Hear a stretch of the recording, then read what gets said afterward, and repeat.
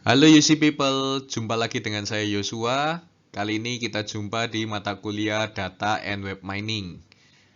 Di video kali ini saya akan membawakan materi tentang Intro to Data Mining. Pada mata kuliah ini ada beberapa capaian mata kuliah teman-teman. Ada yang pertama yaitu menguasai metodologi perancangan sistem yang terintegrasi, menguasai konsep teoritis umum sistem informasi, dan menguasai konsep interpersonal skill di bidang penyampaian informasi dan presentasi, dan yang terakhir mampu menerapkan teori data and web mining untuk menghasilkan sebuah pemodelan analisa data yang interaktif.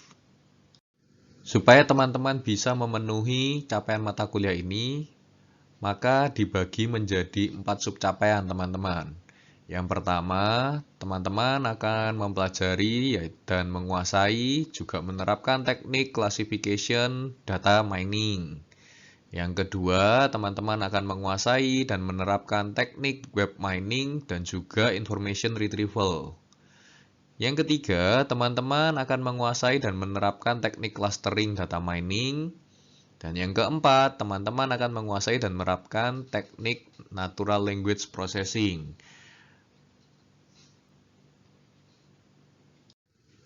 Oke, jadi sebelum kita memulai materi kita hari ini, saya akan memberikan sedikit infografis tentang kurikulum di program studi kita dan yang telah teman-teman jalani. Teman-teman telah mengambil mata kuliah atau telah lulus mata kuliah Database Design yang diletakkan di semester 2. Lalu di semester 4, teman-teman telah melewati juga mata kuliah Database Warehouse atau Database Warehousing. Dan di semester 5 ini, teman-teman sekarang ini mengambil mata kuliah Data and Web Mining. Data and Web Mining ini selanjutnya akan menjadi prerequisite atau menjadi mata kuliah prasyarat untuk mengambil mata kuliah Business Intelligence dan juga Decision Support System di semester 6. Oke, mari kita mulai saja topik kita kali ini yaitu Intro to Data and Web Mining. Mari kita amati gambar yang ada di sisi kiri, teman-teman. Seperti yang kita ketahui, manusia, segala kegiatan yang dilakukan manusia itu diperintahkan atau diproses oleh otak.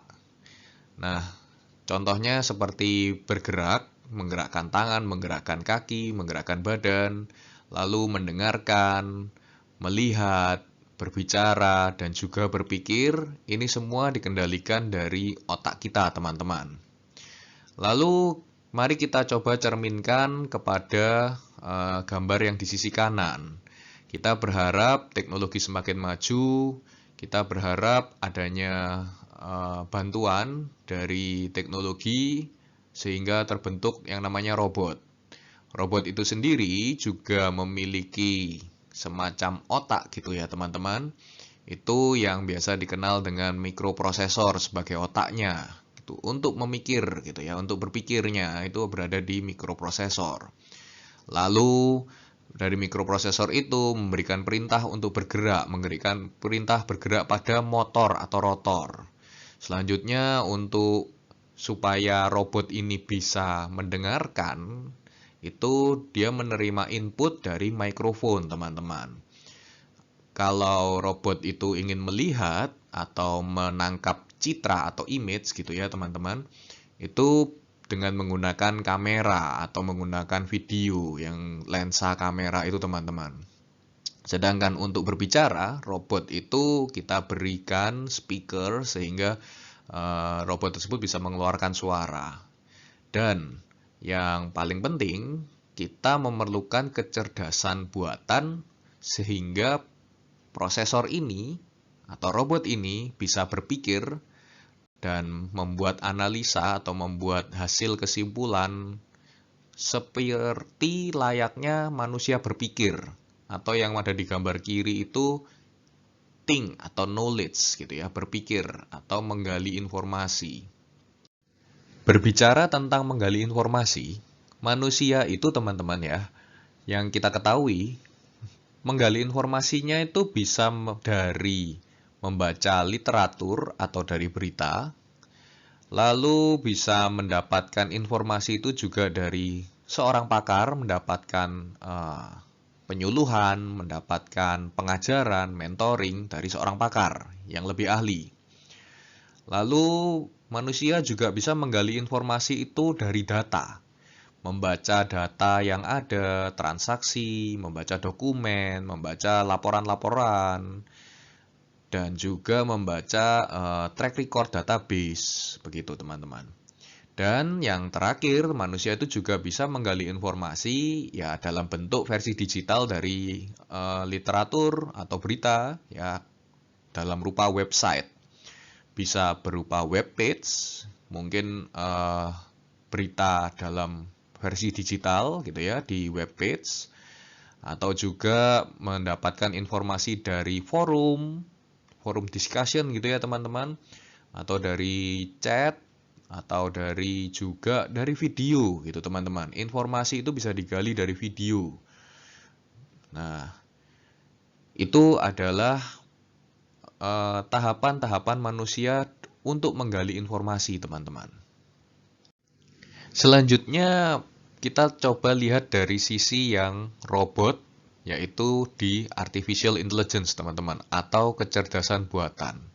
Robot mengakuisisi pengetahuan atau mengakuisisi knowledge gitu ya. Knowledge acquisition itu berdasarkan yang namanya machine learning.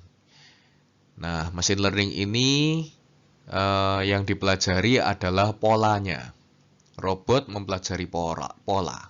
Nah, pola di sini itu ada dua pendekatan ya teman-teman. Belajar pola ini ada dua pendekatan.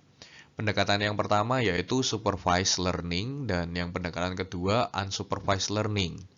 Maksudnya supervised dan unsupervised ini adalah kita sebelumnya sudah memberikan dahulu contoh-contoh kepada si robot, itu supervised.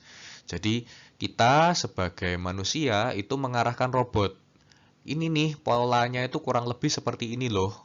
Sehingga kalau ada kasus baru, robot tersebut sudah pintar, sudah lebih baik, dia bisa memilahkan. Oke, ini kasus yang baru ini termasuk kategori apa. Nah, sedangkan yang di bagian pendekatan kedua, unsupervised learning, kita tidak memberikan informasi kepada robot ini, kita tidak mengajari robot ini, tetapi dari data-data fakta-fakta yang ada, robot tersebut mencoba untuk mengumpulkan atau mengelompokkan gitu teman-teman ya. Kasus-kasus yang sama, kasus-kasus yang serupa menjadi sebuah satu kelompok sendiri.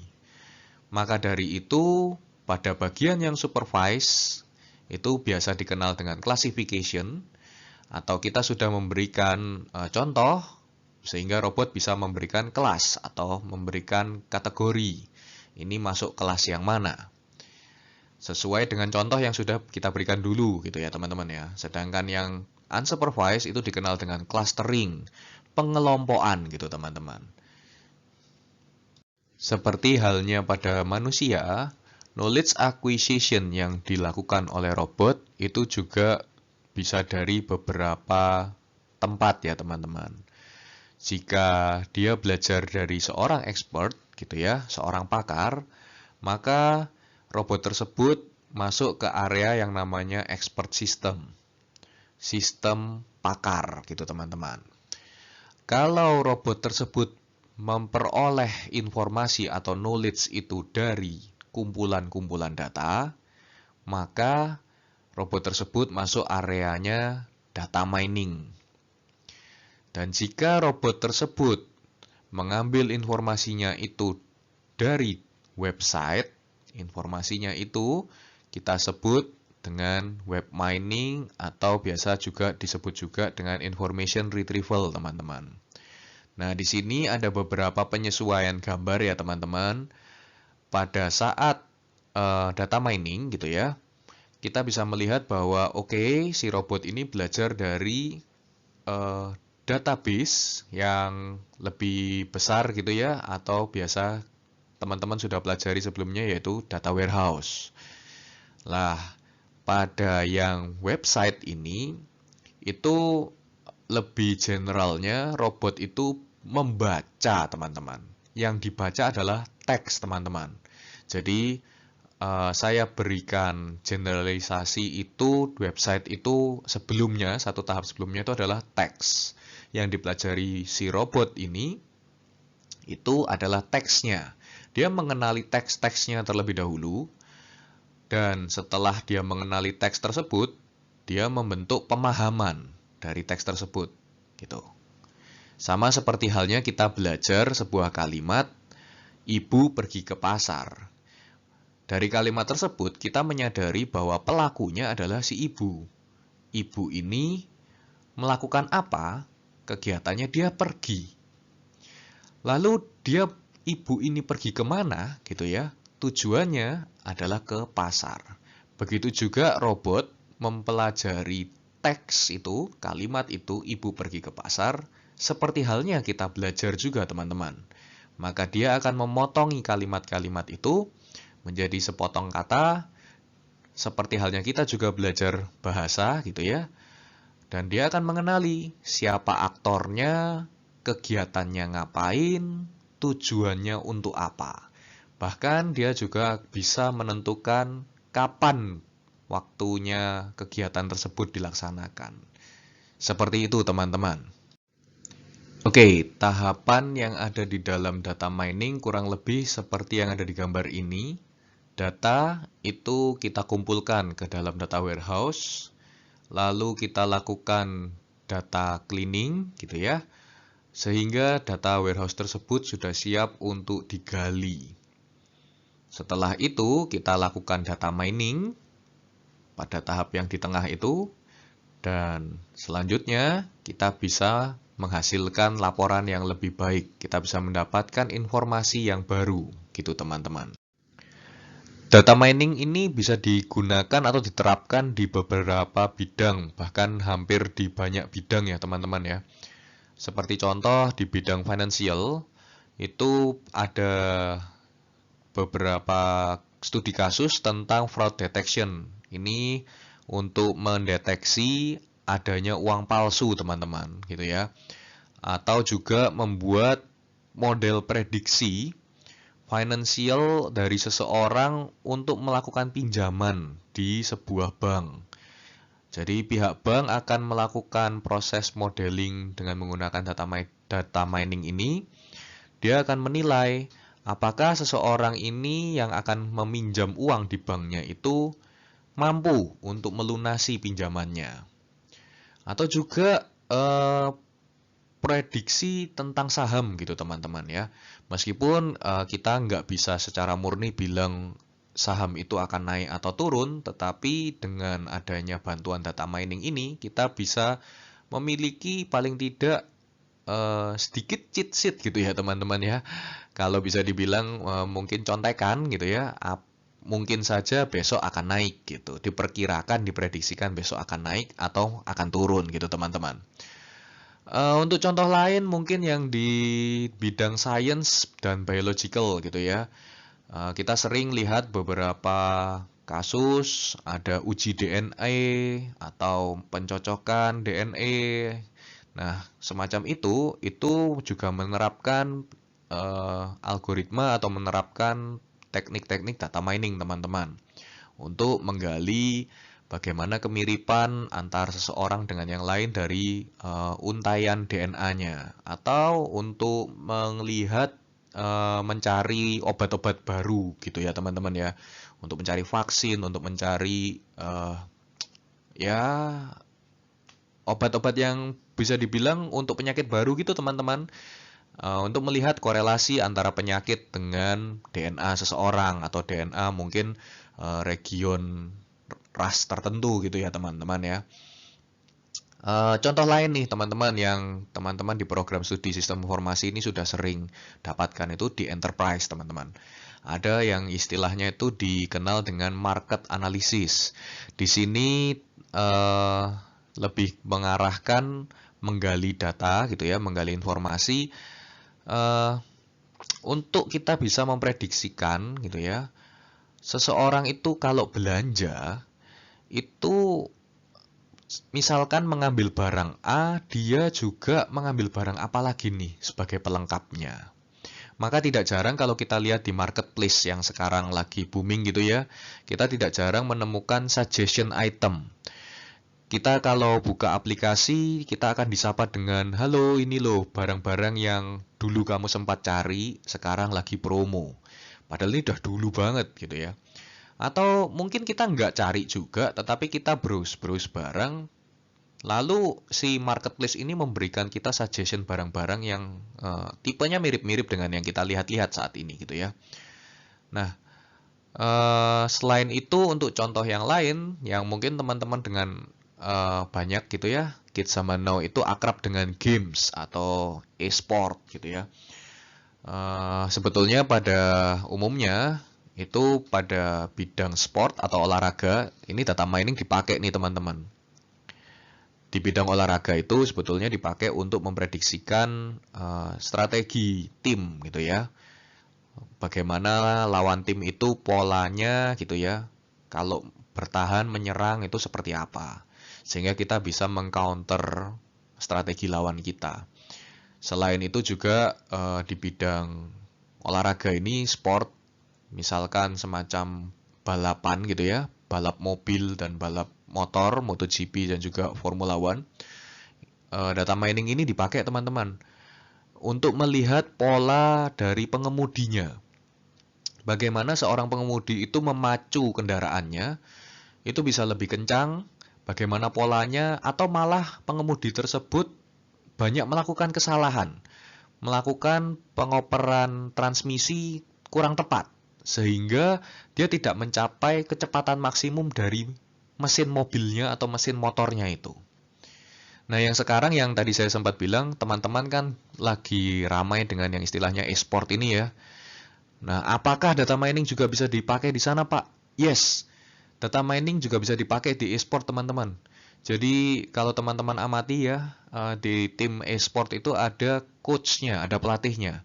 Di mana coach pelatih ini, teman-teman, itu mempelajari serangkaian histori permainan timnya dan juga histori pemain lawan. Sehingga pada saat mereka melakukan kompetisi e-sport ini, mereka sudah memiliki strategi-strategi dalam bermain.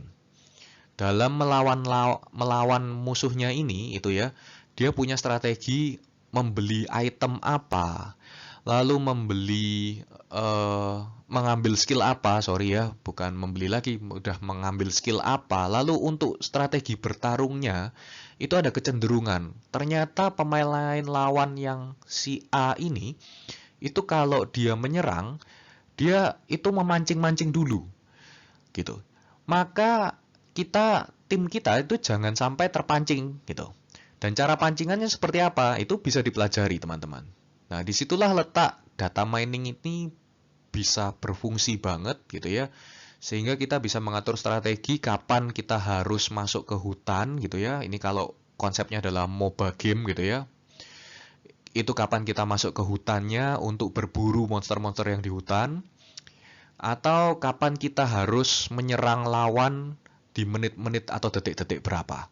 Sehingga kita bisa unggul dan kita bisa mempertahankan keunggulan kita itu. Oke, sampai di sini dulu teman-teman untuk materi kita Intro to Data and Web Mining. Berikut ini ada beberapa referensi yang bisa jadi bahan bacaan teman-teman gitu ya. Silahkan teman-teman dapat mencari buku referensi ini di perpustakaan kita. Dan juga teman-teman bisa gali juga dari website-website atau dari forum-forum yang ada di internet gitu teman-teman. Sama seperti yang tadi saya sudah bilang ya, bahwa informasi itu kita sebagai manusia bisa gali dari banyak hal. Dari literatur, dari buku, termasuk juga dari website teman-teman. Oke, sampai di sini materi kita. Stay safe, stay healthy, dan salam entrepreneur.